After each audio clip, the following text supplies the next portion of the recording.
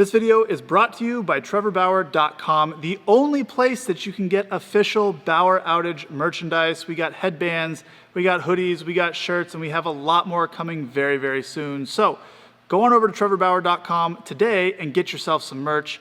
And just a quick word, I wanted to say, if you've ever been bullied, if you've ever felt down about yourself or questioned if things are gonna get better, I've been there, okay? I've been there. And just like you're going to, I found a way to get through it. So if you ever need a confidence boost, if you ever need a pick-me-up, or just to feel like someone's there with you by your side, throw on the Bauer Outage B and know that I'm right there with you and you got this. Today we're taking a look at Shohei Ohtani's pitching mechanics. Some things he does really well, something he could maybe do a little bit better. I'm not here to critique him. He definitely doesn't need my critiques, but there are 3 of you from my Discord server that asked for some mechanical help that I will be critiquing after Shohei, so let's jump into it. Let's play it through just so you can see what Shohei looks like. Now, I was able to find this nice slow-mo video of him on YouTube. I'm not sure what intent this pitch was. It looks like it's during some sort of scrimmage or something like that. So anyway, let's go back to what we know about mechanics: drift, drop, rotate, block, separate, load, spiral, and throw. Let's grade him in these areas. Now, again, it's important to understand that these are principles and there's styles on how you actually apply the principles, okay? So he comes up and we can see a little bit of a drift there. If we go back, so look at this, look at his hip, it's right here. And if we look into leg lift, you can see him drifting forward just a little bit. Just a bit, not a whole lot, okay? He's definitely not straight up and down. There is a little bit of drift. So very good marks on the drift phase. We'll play this forward a little bit. Now the drop phase is next. You can see a very distinct drop into this loaded position right here. So drift and drop, fantastic. Now here's where we get into the rotation phase, okay? And what you would like to see is when you hit the bottom right here, this is kind of the level of the bottom of his drop, okay? So his hips are here, and eventually they drop down to this level right there. You can see him kind of sliding now. The hips are at this level and they're kind of sliding this direction, okay? Now ideally when you hit the bottom right there, this knee would start to turn down where it would be more in this position, okay? This is the rotation of the hip. That would cause this hip to kind of rotate around and we would get into the rotation phase. And what we see is a little bit of sliding. There's not much rotation going on in this hip right here. We have a little bit of a slide towards the plate. Okay, now he tries to rotate, but by the time we get our foot down, this hip really hasn't done much. You can still see the belt buckle. It's facing pretty much towards the camera here, and it looks like we're in pretty direct lines straight through third base to first base. So we have a pretty good camera angle here. Now it looks like this knee wants to rotate. Sorry, this knee would rotate around this way. It wants to be in this position, all right? But because we have this little bit of slide right here, that knee doesn't really get down into that rotated position. He's too far forward towards the plate to get it into that rotated position. So there's some work to be done on the rotation phase. Let's look at the block phase. Foot is down right here. This is the angle of our front leg at landing. And that's pretty much the angle until he straightens it into release. So high marks on the block phase. Let's look at our separation phase. Well, we know because we didn't get the hip rotation that we could have, the separation phase is going to be limited because there's just no hip rotation to separate against. So let's look at this landing. Let's look at how this hip and this shoulder kind of go together. So that's all kind of moving as one piece. There's not a whole lot of separation right there. So not as good as we could be in the separation phase, but that's because of the hip rotation was a little bit delayed in the foot plant. Okay, keep on going. Load, how's our load here? Well, we get into a pretty good scap load right there. this front arm looks like it's kind of, I'm going to switch to yellow so we can see this. Front arm here the elbow looks like it's going this way. This elbow is clearly pinching back. Front arm is a little bit delayed getting to the maximum point over here. There's still some movement going on, both forward movement and movement away from the camera after landing. So landing is here, and that arm is kind of still moving together. This arm is moving at the same time this arm is moving, so there's not a whole lot of separation there between the arms. So I'm gonna go ahead and say the loading phase is okay, but could be maybe a little bit better. And again, I think that's just with the hip rotation. So now what's our spiral phase doing? Well, our elbow spiral is okay, but we release the ball, and it's hard to see exactly where release is because it gets kind of blurred. The spiral looks to be okay, but because of the lack of hip rotation, the shoulders and the hips moving at the same time, and the glove arm being a little bit delayed, this arm kind of rolls out early, so there's going to be some issues, I think, there in the spiraling phase of the elbow, because he can't drive his shoulders far enough into rotation to really allow the arm to spiral and unload the way that it could. And then our throw phase, did we get the bowing in the back? Yep. Do we get the chest translating forward like this with the throw? Yep, we sure did. Do we get the finish of the shoulders around? Sure do. So the throw phase is really good. There's a couple things that can be cleaned up here, and again, I'm not trying to critique Shohei. He certainly doesn't have to listen to me, nor am I trying to offer unsolicited advice. I'm just trying to show you, the young kids that watch this channel, kind of how to break these things down and how to look at it so you can then apply those to your own mechanics. So I'm not going to go through anything more on Shohei because we just went through it. Let's look at one of your videos. So we have, again, slow motion video here, and we will see what we get.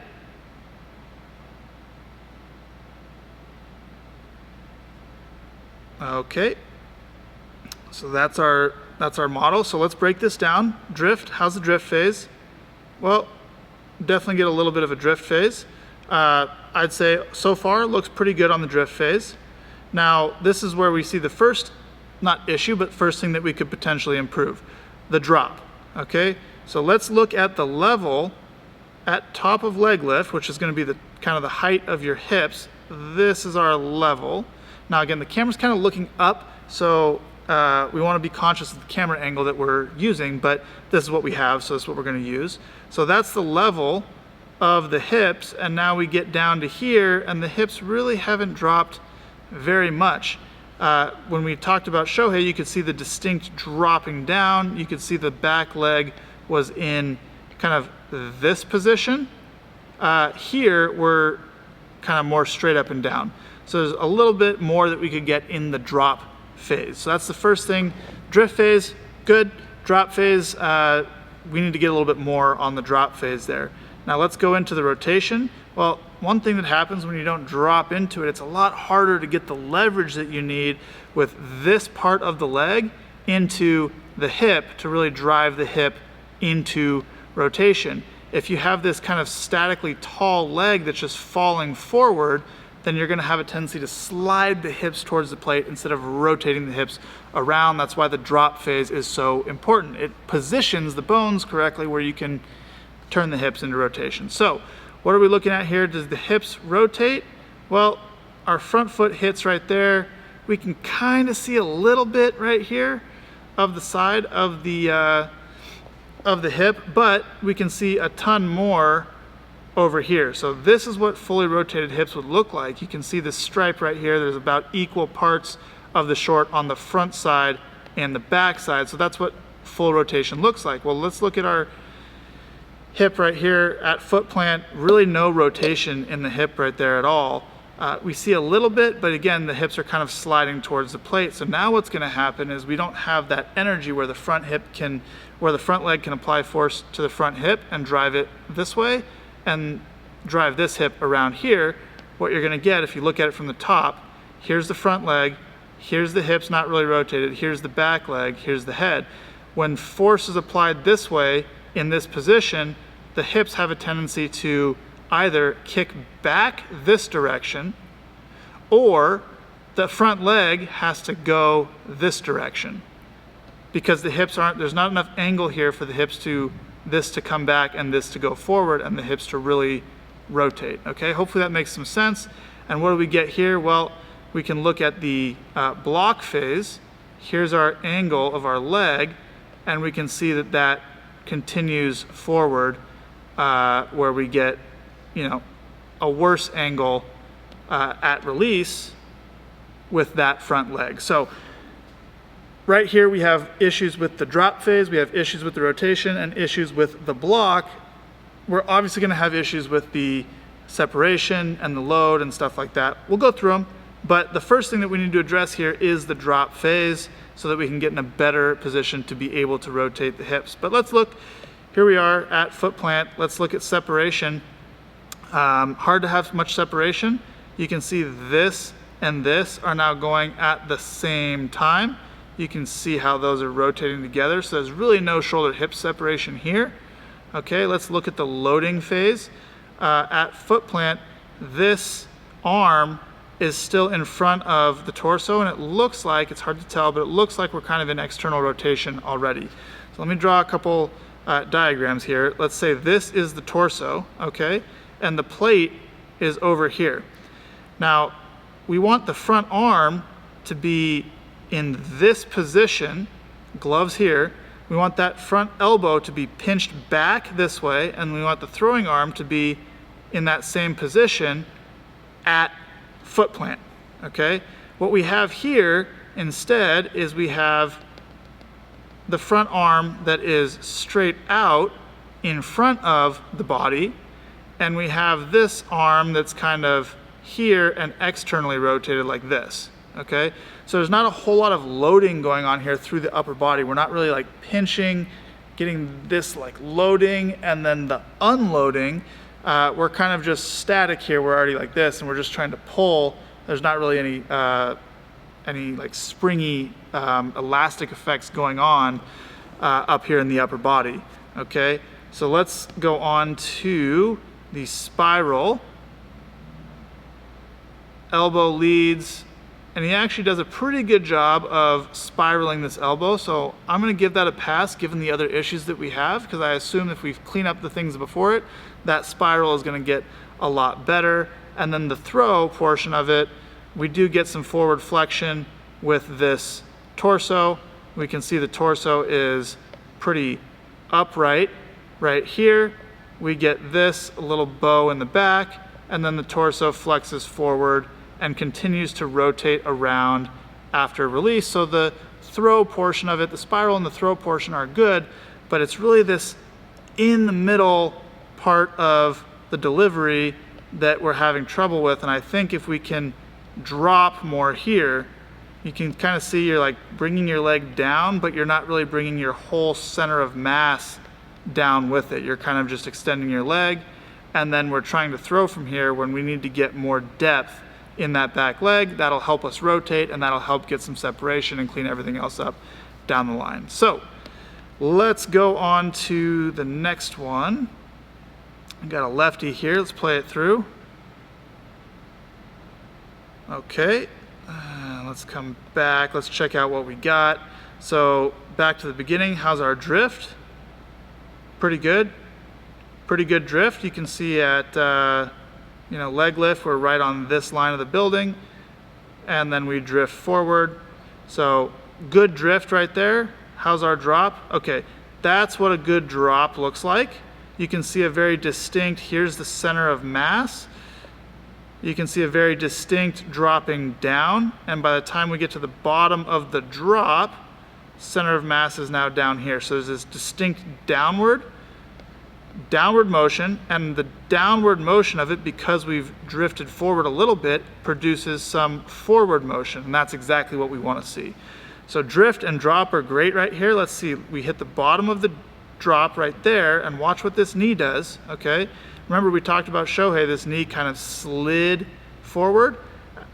Right here what we see is this knee hits the bottom and immediately starts to rotate down into foot plant, which is right there. So this knee goes from this position, let's get to the bottom, right there. this position and ends up in that position. This knee is coming out and around and getting to there. That's exactly what we want to see. So the drop phase is good. The rotation phase is really good. You can look at front foot is down right there. One way, key tip to tell when the front foot hits, see these shoelaces right here? See those shoelaces flex down? That's when you know that full weight bearing foot plant on the front, because the shoelaces have folded down. So this is full foot plant in the front. You can see how much of the side of the hip right here we see. If you look at the frames into it, you know, here's the center of the pants, and then we go, and there's distinct hip rotation right there. You can see the pelvis opening up into foot plant. Really, really good. So the rotation here is excellent. Foot plant here. Here's our angle. Let's look at our block. A little bit of flexion, but really not a whole lot. And then that knee does straighten back up. So, I mean, drift, drop, rotate, block, lower half here, fantastic. Let's check out our separation phase. So at foot plant, there goes the shoelaces right there. Look at this. You can see this elbow is pinned back this direction, okay? You can see in this frame that the elbow is pinned back in that direction. You can see, again, here's that look, here's this look going back there. So pretty darn good. That glove pulls. So I'm going to give this a separation between the hips are opening up. The shoulder is still pinned back. Okay, at foot plant, bang. Maybe a little bit open on the torso. Here we're in a really good spot. The foot is down, but it's not full weight bearing. Right there, torso might be a little bit open. So just caution. Not going to say it's wrong. Not going to say it's bad, because it's definitely not. Just caution. Any more open on the torso, if the torso gets to this position at foot plant, that's too open. Okay, so just, we're on the line here. Just be conscious of it. Try to delay that torso rotation a little bit more if you can. Our load, we already talked about our load. Our load phase is great. This glove side pulls, the arm is in scap load right there, bang, great, glove side pulls. It's now just stagnant, and it's going to travel forward with the torso. So that just full on block with the glove side, great. It's also outside the torso line to the plate, which is great. So our loading phase is fantastic. How's our spiral? Well, our spiral is pretty darn good. Look at this. Elbow turns, leads, deploys out in front. Looks great. Spiral is really good. And how's our torso flexion? Here it is. We're straight up and down. We get this bowing. Now there might be a little bit more bow that we could get. I don't know. This depends on your flexibility and all that. So I'm not going to critique it any more than that, other than to say maybe there's a little bit more we could get. But that torso continues to flex forward. I mean, we have this kind of flat torso look here, and continues the rotation around. So the throw phase, really good. One thing that I have that I mentioned already is just make sure that torso is not opening up too early. Try to delay that torso as long as you can. It's just a very, very slight thing if it's a thing at all. And then just get stronger, get bigger and get stronger, and really good mechanical model right here. So props to you on that. Let's go to the next one. Let's play this through. Okay. Now I love this this sign right back here. Do not throw against this. Yeah, love that. Okay, looks like these are some mounds or something that are back there. Let's check out what we got here. Drift. We got a little bit of drift, but it's kind of fake drift in a way, because we're kind of leaning back. So the torso kind of leans back this position. The hips kind of shoot out here. We do have some drift though. So we'll give the drift an okay, but our drop, very little drop here. And the reason for that is we can see this hip line is elevated, okay? If that hip line gets elevated, if the front hip is higher than the back hip, it's gonna be very hard to drop, because you're not in a position anatomically where you can actually get into the back leg. So first thing I would say is we need to get away from this kind of, as we lift, torso's here, which is going to make the hips be here, which makes the torso be there, and we kind of like delay this whole dropping phase from the beginning. Okay, And because we don't get into a drop phase, now we have to get the hips level. The hips don't get level until right about here. We can see the hips are level, but it's already a little bit too late to get this rotation. Hips cannot rotate until they are level, so we're a little bit late there. So the drop phase, pretty much non-existent. That's the first place I would focus, and again, I think that's because the torso is tilting back and the hip is elevated. So let's look at our rotation. Do we get some rotation? Front foot is down right there. Bang. Hips are actually turned, okay? They are actually turned like this. Now, I think that's because we're kind of falling forward, but the hips do want to rotate. They want to rotate a little bit. So rotation phase, I'm going to give it a pass because these hips want to rotate. Now, we're just going to be in a much better position timing-wise if we get that drop phase first. But given what we're working with here, like foot is almost down there, and then the next frame, the hips are rotated. They're trying. It's kind of middle ground. It's not great. It's not the worst I've seen, but I think that can be cleaned up with the drop phase. And the drop phase is going to get us out of this forward torso at landing. Let's check our block though before we talk about that. Right here, here's our angle. See the front knee kind of goes forward a little bit. We have this kind of pretty vertical shin. One thing that's going to happen with a vertical shin on the front is it's going to be a lot easier for this knee to slide forward because there's not a diagonal component bracing the leg. All right, if we scroll back really quick, just for comparison, look at our last guy here. Look at this diagonal brace. It's going to be really hard for this knee to overcome this because there's a diagonal component pointing back this way. Whereas if we look at this angle right here, when we land, it's very vertical. There's not this diagonal component, which means this knee is going to be a lot easier to go forward. Now, you don't go forward a ton on it. It's okay. I'm just kind of worried that we might drift through that in the future. So rotation, maybe a pass, kind of right in that middle ground. Block, could be a pass, but I think all this gets cleared up if we get rid of this initial position right here, and instead we can keep this torso kind of vertical, we can keep the hips kind of vertical, and we can just drop into the back leg. So let's look at our separation. Well, the torso is super open at landing, so there's no separation here, so no separation, not a pass. How about our load? Glove side load, you can see the glove is actually back over here. So the glove side load is really good. I'm going to give that glove side load a pass. How's our arm? Well, it's hard for this arm to load because the torso is so open. So loading phase, I think, would be okay. If we get the torso wound back, we get into a position where it can load right here. If the torso stays back and then rotates around, this is going to pinch back first and then follow.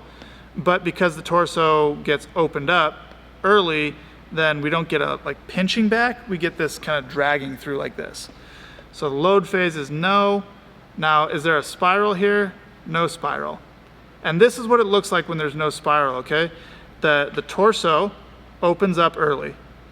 Now, instead of the arm, let's look from the top again, so we're looking top down. Instead of the throwing arm being able to pinch back this way and then transfer as the torso rotates to this position to be like elbow leading, like this. So this is the spiral. What we get instead is torso's now open. Again, here's the plate. Torso's open, so this arm is just like this. It can't pinch back, okay? And then it just gets drugged through, and then you can see this right here. The elbow never really leads. It's just kind of getting drugged through, and there's no pinch to roll to extension. It's more like the arm's here, and it just gets drugged through the entire time. So spiral, not great. The throw phase, we get a little bit of bow in our back. The torso is forward the entire time, but we do go from, here, and the torso continues to flex forward. But because there's not a ton of hip rotation, because some other things happen, we kind of have this there's not a whole lot of rotation around this front leg. We kind of get stuck and finish, so the throw phase is as well. I think it all starts back here in the beginning with this kind of leaning back position, elevated front hip. Then we can't get into our drop phase. Now we're leaning back, so when the hip does drop, that starts, let's diagram this on the screen. Hips are up here, torso's back here. Now, when this side of the teeter-totter drops, that's gonna take this torso forward, and we're gonna end up in this position, which is where we wanna be. The only problem is that because we started where the red is, we're actually gonna go forward like this and get to that green position. I should have done this backwards. Green should be, whatever. Anyway, you get what I'm trying to say here. Because we started off on the red line, we're gonna get this forward momentum as opposed to starting off neutral, where we can get this kind of rotational momentum. And we can see that here, we're back. Now the torso starts going forward, and it just continues from here through this middle position to landing here. All right, that's that kind of forward tilting that I'm talking about, and that all goes away if we get rid of this elevated front hip, no drop setup on the back. So that's what I see. Hopefully you don't take offense to that. I'm not trying to tell you you're doing anything wrong, just trying to offer some advice and help you out.